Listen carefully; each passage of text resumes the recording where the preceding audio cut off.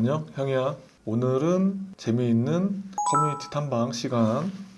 블라인드에 올라온 글이죠. 지방에 수익형 건물 파는 게 나음? 일단 서울에 아파트 한 채 있는데 추가로 지방에 메디컬, 로스쿨 다 있는 좀 큰 직업국 대학교 바로 근처에 건물 한 채 있는데 위치가 너무 좋아서 6년 넘는 동안 공실 한 번도 안 나고 잘 나가서 매달 꾸준히 수익이 700 정도 나오는 건물이 있음. 이거 팔고 서울에 더 투자하는 게 낫다고 봄? 근데 지거국이 뭐죠? 지거국? 지방 거점 국립대. 아, 지방 거점 국립대. 지거국은 안 망할 텐데. 코로나 때도 공실이 안 났다고?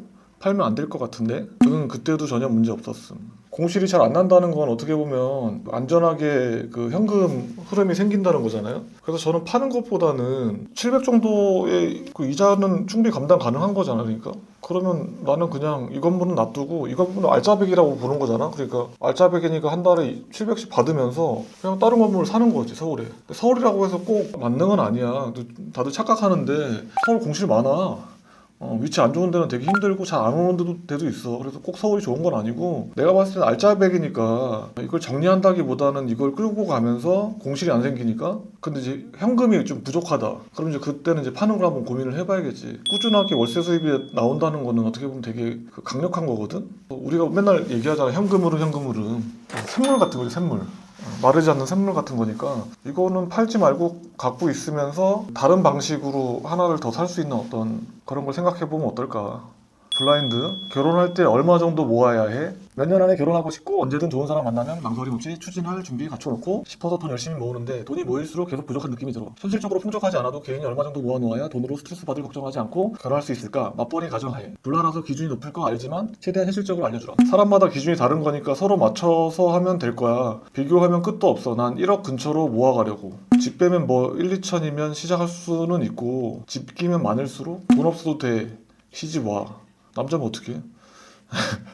다다익선인데 월급 곱하기 50% 곱하기 근속연수 정도는 있어야 하지 않을까?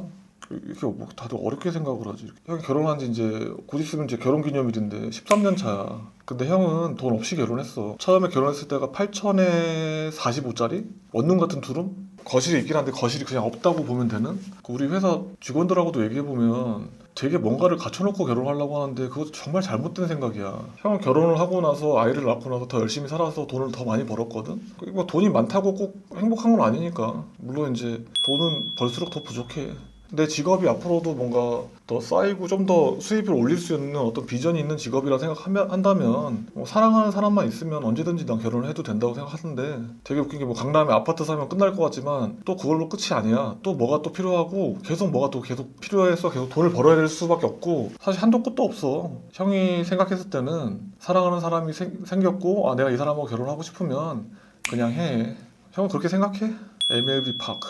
요새 대학가 트렌드라는 하숙집. 고물가의 가성비 주목. 다시 뜨는 하숙집. 식사 제공, 가격 저렴한 하숙집 선택. 하숙집은 밥을 주지. 옛날 응답하라 그런 느낌이잖아? 다른 자취방들이랑 가격 차이가 거의 없고 오히려 더 싼데 식사도 그냥 엄마 아빠가 주는 것처럼 가서 먹기만 하면 되니까 밥이 맛있어서 이용하는 요소도 있고 특별한 날에 이모님이 삼계탕 해줄 때도 있어서 기숙사 방 부족하고 자취방 월세 부담. 그렇지, 자취는 월세 부담이지. 전세 사기를 피한다고 피할 수 있는 건 아니라 생각이 들다 보니까 2000년대 이후 거의 사라져간 형태고 그나마 고시원 형태로 남아 있었는데 요새 전세 사기 플러스 고물가 식비 부담이라 하숙집 선호가 늘어나고 있다네요. 기존 월세에서 10만원 20만원 더 주면 식사까지 나와서 저게 이득이라고 생각하는 사람도 많나 봐요. 거기다 하숙집은 딱히 전세 사기와도 관련이 없어서 리스크도 적음. 사기 리스크 0인 게 엄청난 메리트긴 하네요. 요즘 시대에 자취 플러스 식비 하면 겁나 비싸긴 할 듯. 요즘 물가의 디디. 일요일에 밥 안 주는 하숙집도 많을 텐데 그래도 괜찮음. 이게 형이 처음에 서울 올라와서 자취를 해봤는데 자취하면 월세만 나가는 게 아니라 공과금도 내가 내야 되지.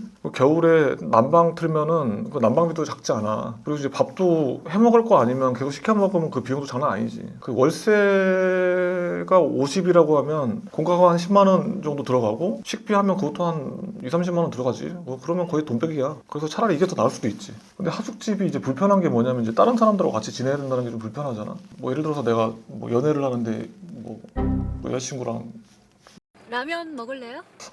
집에 초대하고 싶은데 이거 있으면 안 되니까 단순하게 내가 그냥 집에서 먹고 자고만 하고 그 정도만 이용을 한다고 생각하면은 이건 괜찮은 것 같은데 하도 이제 뭐 물가가 비싸다 보니까 그래서 그런 것 같아. 블라인드 실제로 한 말 2030은 똑똑해서 부동산 안 하고 월세 살면 미국 주식팜. 아, 네. 댓글 요새 다들 이렇게 하지 않나? 부동산 수익이 커 보이는 이유는 연끌 레버리지라서 투입 금액 자체가 겁나 큼. 미국 주식 오른 게 얼마인데. 미국 주식도 부동산처럼 대출 끼고 하면 수익률 더 높음. 부동산 대출 금액을 봐라. 형이 2025년도에 살아생전에 처음 해본 게 있는데 그게 코인. 근데 형은 미국 주식은 안 해봤어. 그냥 한국 주식 하고 있고 부동산 투자도 하고 있지. 근데 사실은 다 하는 게 맞아. 나의 현금 비중을 좀 늘려나가는 이런 투자가 좀 필요한데 부동산 투자는 어쨌든 간에 현금이 좀 많이 필요하니까 좀 다른 영역이지. 그래서 현금이 많이 없는 사람들이 은행에다 돈을 파킹해 놓기에는 너무 아까우니까 주식이나 이런 걸 하는 것 같아. 근데 그냥 2030이라고 하기보다는 그냥 현금이 좀 애매하게 있는 사람들은 수익률 높은 미국 주식이나 이런 걸 하는 것 같고 뭐 코인도 많이 하는 것 같던데.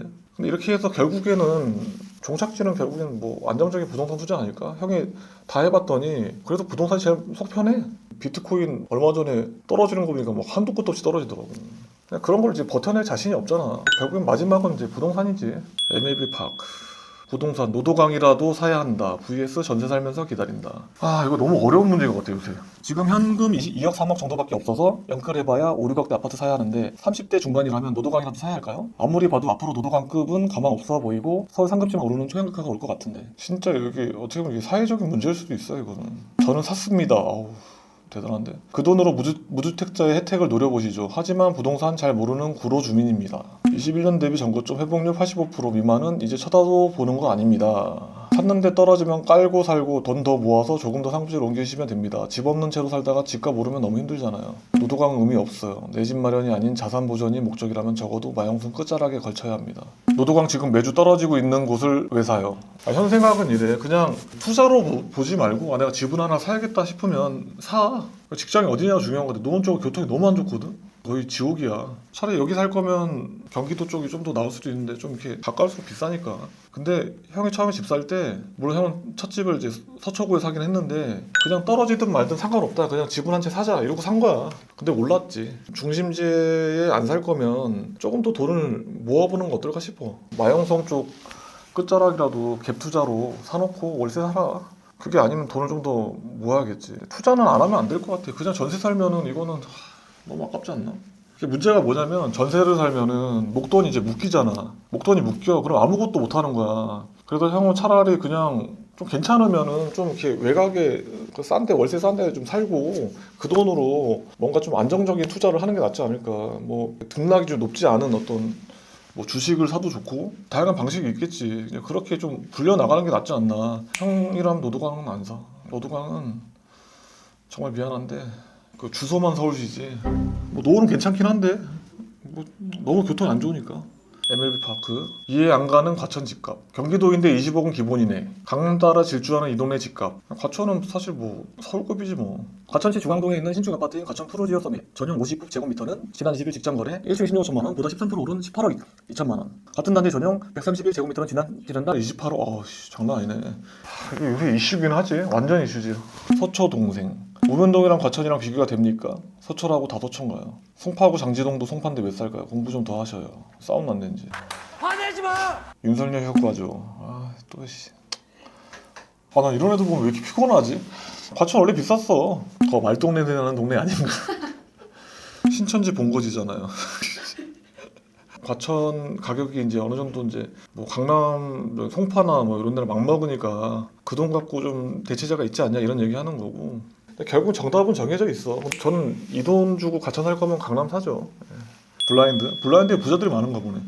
5억 이상 대출 받아보신 분들. 외벌이 연봉 1.3인데 5억 대출 받는 게 맞을까? 주변은 어떻게 살고 있나 궁금하네. 내 수준에는 이 정도 대출 받는 게 과연 맞나 생각도 들고 인플레에 이자 녹인다고 쳐도 내가 내는 이자 대비 집값이 그만큼 올라줄까 또 의문이고 이제는 아이도 준비 중인데 대출 비중이 다들 어떻게 되는 거야. 세후 월급을 계산해야 함. 그 정도면 월추 300인데 감당할 수 있겠습니까? 세후 7, 800 될 것 같아. 300 빼면 400으로 생활하는 건데 둘이선 괜찮은데 이제 아이 낳고 하면 생활이 가능할지 모르겠습니다. 그 집 살 거면 원리금 근둥이야. 집 살 거면. 그래서 이게 원리금하고 이자랑 같이 내야 돼서 좀 세지.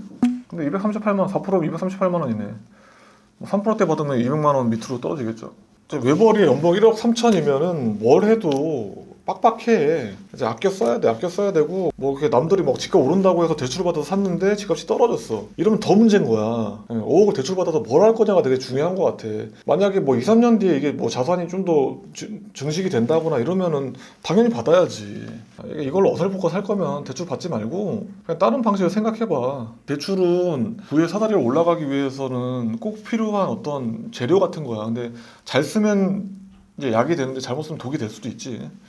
부동산 투자하면서 알게 된 단순한 팩트. 아파트를 가지고 있는 사람 중에 부동산 투자하는 사람 욕하거나 집값이 너무 오른다고 징징대는 사람을 본 적이 없음. 집을 사는 순간 롱포지션인데 집값 폭락해야 한다고 주장하는 그 사람은 범인임. 1주택자 중엔 꽤 있습니다. 폭락해야 한다고 하는 사람은 없어도요. 1주택자 중에 있을 수 있지. 왜냐면 내가 지금 갖고 있는 집이 완전 상급지가 아니라서 막 등락폭이 그렇게 없어. 거래도 많이 안 되고 서울인데도 불구하고 그런 지역이 있거든? 그러면 좀 떨어졌을 때 팔고 갈아타고 싶지. 1주택자는 그럴 수 있지. 그래서 항상 하는 얘기가 뭘까? 그 중심지에 사놓으면 얘가 대장이잖아. 얘가 오르면 얘 먼저 오르겠지. 떨어질 때는 얘가 제일 나중에 떨어지고. 풍선 바람 불면 어디부터 올라? 안쪽부터 오르잖아. 그지? 그러니까 중심지에 사놓으면 1주택자더라도 뭐 하락해야 된다고 생각하는 사람은 없을걸? 여기 얘기하잖아. 갈아탈 길 엿보고 있는 1주택자는 폭등 안 좋아합니다. 맞아. 갈아탈 길을 엿보고 있는 거야. 반대입니다. 변동이 커져서 떨어질 때 더 큰 폭으로 떨어짐. 이렇게 생각하면 너네들한테 기회가 없는 거야. 상급지 존나 떨어져서 내가 주워야겠다 이런 생각을 한다. 이거는 너무 패배자 마인드 아닌가?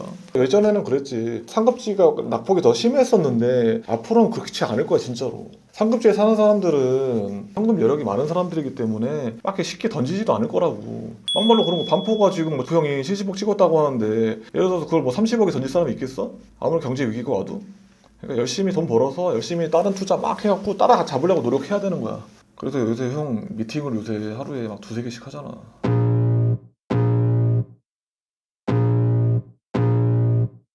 I can feel the blood creeping up from the heathens. Got will, got fight, got pride, got reason. If they wanna go eat, then you know I'm gon' feed 'em. If you're coming for